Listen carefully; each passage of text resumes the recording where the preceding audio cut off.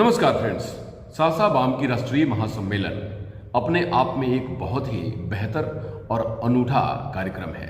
क्यों? क्योंकि इसमें पूरे भारत से कई एक राज्यों के प्रतिनिधि आकर 2 दिनों तक मंथन करेंगे कि हमारे समाज के विकास, हमारे समाज की बढ़ोतरी, हमारे समाज में और से हमारे समाज में उन सब बातों को कैसे इंट्रोड्यूस किया जाए जिससे बदलते हुए समय में हमारा समाज और ज़्यादा प्रतिभावान और ज़्यादा समाज के करीब और समाज के लिए उपयोगी हो सके। आइए देखते हैं उनके सम्मेलन की कुछ झलकियाँ। अभी आरा भास्कर समिति के राघव जी ने जो विचार रखा, मैं बहुत सहमत हूँ कि कहीं न कहीं एक नींव डाला जाता है, तभी मकान धीरे धीरे धीरे इंजीनियर, मिस्त्री, कारीगर, लेबर सारे जुटते हैं, तब मकान तैयार होता है। क्या विभिन्न जिले में दूसरे जगह जा करके बैठक करके अपने घर के कैंपस में नहीं या घर के दरवाजे के अंदर बैठक नहीं किया हूं। रांची हो, जमशेदपुर हमको लगता तीसरी या चौथी बार बैठक में उपस्थित हुआ हूं। मैं प्रश्न है कि मैं 40 लोगों को बुलाया, 48 लोग आए, अगर लेकिन मैं सिर्फ आमंत्रित करूं या आप मुझे सिर्फ आमंत्रित करें और मैं चुपचाप सुन करके आपके 4 बार आमंत्रण पर पहुंच जाऊं तो मक समाज एक कहां से होगा? वर्तमान में हमारे समाज की आर्थिक स्थिति काफी दयनीय है। जो सक्षम लोग हैं वो किसी रूप में भी सहयोग करने के लिए तैयार नहीं है। अगर एकता की बात करना है तो पहले 10 लोगों को आप जोड़ करके बताएं कि 10 लोगों को मैंने लाया। हम तो अकेले हम भी जा सकते थे। सुबह 6 बजे से 10 बजे रात तक कंटिन्यू मोबाइल पर, और ये वर्तमान परिस्थिति ये हुआ कि इस हाथ में मोबाइल है और मैं मोबाइल ढूंढ रहा हूं। तो क्या यही समाज, ऐसे ही समाज की एकता किसी से बात करेगी? ये धन्यवाद ज्ञापन करेंगे प्रदेश के अध्यक्ष श्री संजीव मिश्र जी। न मेरा मगवाणी से परहेज है, न मग सभा से परहेज है, न महासंघ से परहेज है, न भास्कर से परहेज है, किसी से परहेज नहीं है और करूंगा भी नहीं।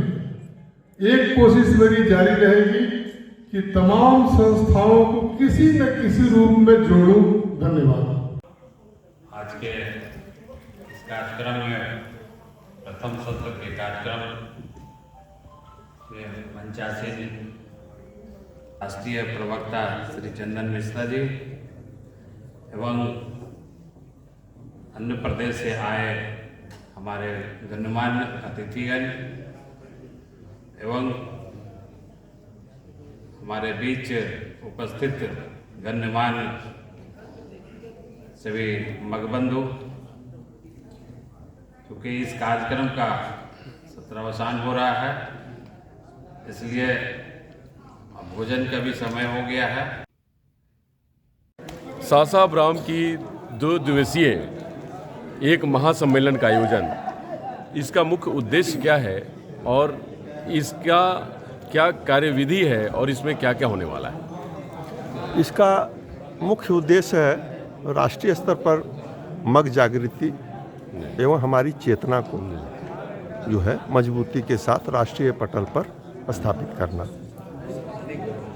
इसका मुख्य उद्देश्य है कि हमारे देश में जितने भी मग समाज के लोग हैं एक मंच पर आकर के अपनी समस्याओं का निराकरण, राजनीतिक अस्तित्व को बनाए रखने के लिए हमारी चट्टानी एकता को मजबूती के साथ हम बराबर सभा सम्मेलन के माध्यम से सरकार हो या सरकार में विभिन्न एजेंसियां जो कार्य कर रही उनके संज्ञान में ला करके कि हम अपनी समस्याओं को कैसे मजबूती के साथ सरकार के पास रखें। हमारी समस्याएं भी कम नहीं हैं। अन्य जातियां की भांति जो है हमारे समाज भी काफ़ी आर्थिक रूप से पिछड़े हुए हैं। तो हमारी बराबर एक उद्देश्य रहा है कि सभी के साथ समान भाव से हम आगे कदम से कदम बढ़ा करके कार्य करते आए हैं। परंतु विगत कुछ जो राजनीतिक महत्वाकांक्षी वाले दल चाहे जो भी हों, ये जो हमारे समाज को बराबर पीछे धकेलने का कार्य चाहे आर्थिक रूप से हो, चाहे शैक्षणिक रूप से, बराबर जो है सहयोग के रूप में कार्य नहीं करती है। मैं उनसे बराबर आग्रह करता हूँ इस सम्मेलन सभा के माध्यम से कि सरकार हमारी जातियाँ भी जो आर्थिक रूप से पिछड़े बच्चे हैं शैक्षणिक कार्य में, उन्हें सहयोग करके आगे बढ़ावे। ऐसा नहीं कि हम दूसरी जातियों की आलोचना नहीं करते कि इन्हें क्या लाभ मिल रहा, उससे मतलब हमारे भी जाति में जो आर्थिक रूप से पिछड़े हैं, ऐसा नहीं कि हमारा योगदान जो है देश में नहीं है। आज इस देश की नींव में जो है वास्तव में देखा जाए तो ब्राह्मण समाज जो है इसको खड़ा करने में बहुत बलिदान दिया है। जी अध्यक्ष जी, ये राष्ट्रीय महासम्मेलन है जी। तो राष्ट्रीय महासम्मेलन में कहाँ से लोग आए हैं और वो सब लोग अपने विचारों में क्या कहना चाह रहे हैं, क्या बताएंगे? इसमें झारखंड में चूँकि हो रहा, झारखंड के विभिन्न जिले से लोग हैं, बिहार से हैं, राजस्थान से हैं, उड़ीसा से हैं, छत्तीसगढ़ से हैं, आसाम से हैं, तो विभिन्न प्रदेश से इसमें गणमान्य प्रतिनिधि एवं हमारी माताएं बहनें भी सम्मिलित हुई हैं, जो अपना विचार रख करके समाज की एकता को मजबूती के साथ सरकार के संज्ञान में देने का हम लोग का मुख्य। लगभग कितने लोग इस प्रोग्राम में आज और कल में शिरकत करेंगे? कितने लोगों की आने की संभावना है? 1000 की संख्या में जो है जी, चूँकि प्रतिनिधि जी लोग इसमें अन्य राज्य से आएंगे तो 1000 की संख्या में लोग इसमें उपस्थित होंगे। और संदेश के रूप में क्या कहना चाहेंगे, खास करके उन युवाओं को जो अपने सम्मेलन और संगठन को मजबूत करने में काम आएंगे? चूँकि हमारी युवा पीढ़ी जो है वही देश का कर्णधार है, तो मैं युवाओं से ज़रूर अपील करना चाहता हूँ कि अपने आने वाले पीढ़ी को जो है देश पर ऐसा जो है एक छाप छोड़ जाए जो कि सरकार या अन्य लोग समझ पाए कि एक मग समाज जो है देश में अपना महत्वपूर्ण स्थान रखता है और हम किसी से पीछे नहीं हैं। आज बराबर देख रहा हूँ कि आरक्षण, तो क्या आरक्षण सिर्फ जो है अन्य जातियाँ को चाहिए या हमारी जाति में पिछड़े नहीं? तो मेरा डिमांड जरूर ये है कि आर्थिक रूप से जो भी पिछड़े हों सबको सहयोग मिले, लेकिन उसमें हम भी अपनी जो है मांग जरूर रखना चाहते हैं कि हमारा समाज भी जो पिछड़ा हुआ है उसे सहयोग करके आगे बढ़ाने का कार्य करें। जी, अपना परिचय दीजिए। दीपक कुमार उपाध्याय, राष्ट्रीय अध्यक्ष सार्वभौम शक्ति ब्राह्मण महासंघ। राजस्थान से आई हैं। हाँ। और आप इस राष्ट्रीय महासम्मेलन में बहुत ही बढ़ चढ़ कर हिस्सा ले रही हैं और बहुत ये समाज पूरे देश को राह दिखाने का काम करता है। ब्राह्मण समाज एक पाथफाइंडर है, समझिए कि मार्गदर्शक है। क्या कहेंगी आप? और महिलाओं को सशक्तिकरण के लिए भी एक बहुत बड़ी जिम्मेवारी है इस समाज के ऊपर, क्या कहेंगे आप इसको लेकर?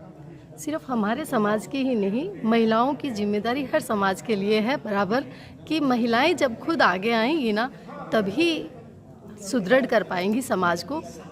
समाज को अगर सुदृढ़ होना है तो सबसे पहले महिलाओं को सुदृढ़ होना होगा, और महिलाएं शुरू से सुदृढ़ रही हैं, वरना इन कमज़ोर कंधों पर इस सृष्टि को आगे बढ़ाने का कार्य ईश्वर ने नहीं दिया होता।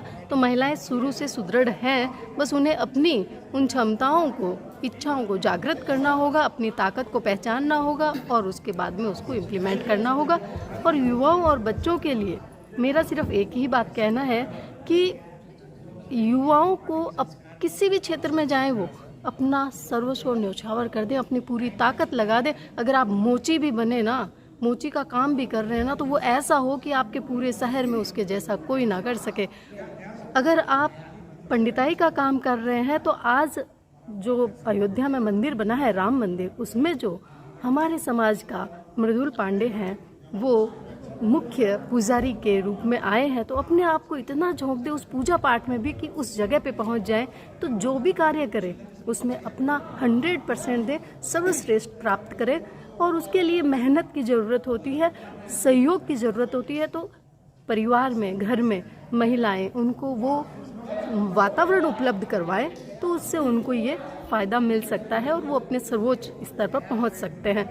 हर कास्ट, हर जो पेड़ पौधे हैं, पक्षी हैं, पशु हैं, आप देख लीजिए, वो अपने सर्वोच्च रूप पे से ऊपर तक बढ़ते हैं, लेकिन हम अपने आप को दबा कुचला महसूस करते हैं। हमें अपने बच्चों को कभी भी नहीं ये तू नहीं कर सकता, नहीं आप ये हो नहीं सकता है, ऐसा कहना बंद करना होगा। हम सब कुछ कर सकते हैं, सिर्फ हमें अपनी इच्छाओं को, अपनी ताकत को पहचान के उनको आगे बढ़ाना है, उसी के ऊपर कार्य करना है। अपना परिचय बताएं। जी, मैं राजस्थान से कामिनी विमल भोजक मैया जी, बीकानेर से आई हूँ।